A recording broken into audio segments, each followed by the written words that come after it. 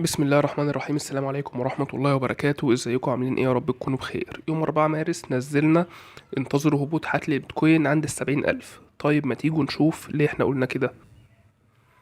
ده اليوم عند الخط الابيض ده كده، ده اليوم اللي احنا قلنا فيه انتظروا هبوط حتل البيتكوين. من بعده ايه اللي حصل؟ صعود صعود صعود، بوم هبطنا. صعود صعود صعود، بوم هبطنا، ومنتظرين الهدف الاكبر عند 70,000.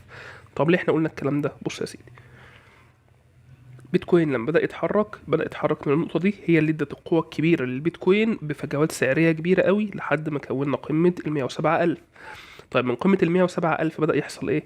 بدأ يحصل قاع، كسر قيعان كتير قوي من قبله. يعني كان في هنا قاع، في هنا قاع، هنا قاع، هنا كمان قاع، هنا كمان قاع. قاعدة كسرهم كلهم. ده بيوحيلك بإيه؟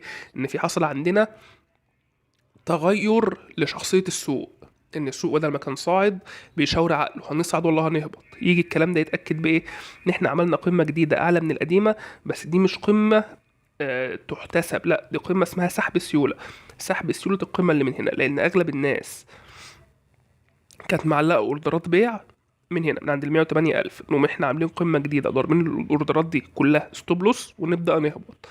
طيب هبطنا، عملنا قاع اكبر من القاع اللي قبله، وبدأنا في تكوين يعني قمة. عمل القاع، عمل قمة أقل، قاع أكبر، قمة أقل، قاع أكبر. يبقى من هنا بالظبط، من بداية يوم 4 مارس، هي يمكن من قبله بس أنا نزلت رسالة يوم 4 مارس، بدأنا نتجه لفكرة هابطة. وهدف الهبوط هو سد كل الفجوات السعرية الكبيرة دي لحد 70,000، ويمكن تحت 70,000 بشوية. هي بالظبط عند 69,000، ده بالظبط الرقم الصحيح، عند 69,000. من عند هنا نقدر نشوف هل البيتكوين هيرجع للصعود تاني ولا هيكمل هبوط. دي سلسلة جديدة هنعملها، ان احنا في نهاية كل اسبوع، يعني يوم الخميس اهو احنا النهاردة، والجمعة ان شاء الله هنحلل. يوم الخميس بيتكوين، يوم الجمعة الذهب. لو حابين اي حاجة تانية برا البورصة نحللها هنحللها. وبس، شكرا والسلام عليكم ورحمة الله وبركاته.